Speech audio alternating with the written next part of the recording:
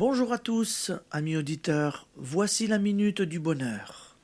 Et aujourd'hui, il y a de la place au premier rang. L'avez-vous remarqué?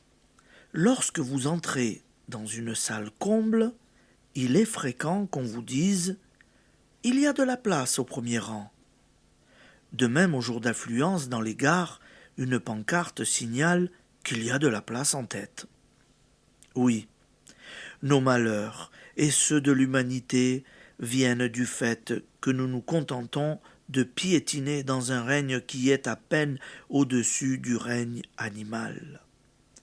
Esclaves de nos convoitises, de nos violences, de nos instincts les moins évolués, alors qu'il y a de la place au premier rang, qui est celui de l'homme digne de ce nom, conscient du pouvoir que lui confère l'esprit sur toute chose en ce monde, à commencer par lui-même, conscient, enfin, de son divin héritage. Mais descendons de ces hautes cimes vers lesquelles il convient de s'élever progressivement. Chaque détail de notre vie quotidienne peut nous aider à les atteindre. Elles sont le but de tous et l'objet de notre nostalgie en ces heures de tristesse qui nous semblent sans cause, vous qui vous affligez de la médiocrité de votre existence, matériellement, sentimentalement. Il y a de la place au premier rang. Exemple. Il peut être difficile de trouver une place de sténodactylo.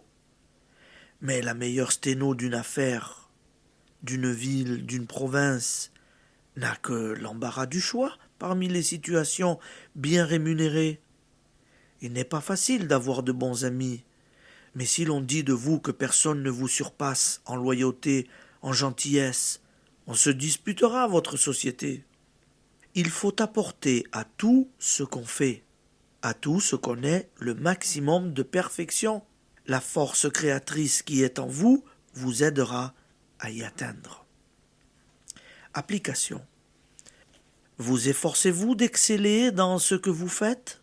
Ne vous débattez-vous pas pour entrer dans un compartiment bondé de la foule des médiocres, alors qu'il vous suffirait de marcher un peu pour trouver en tête de train un compartiment vide où vous serez à l'aise?